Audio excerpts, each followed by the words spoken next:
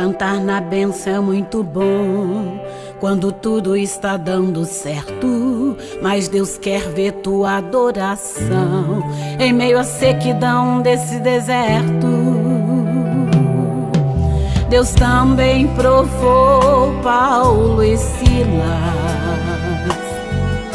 no cárcere, naquela prisão.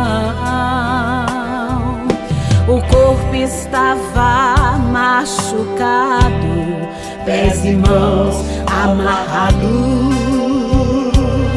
mas as cadeias não conseguiram deter a adoração.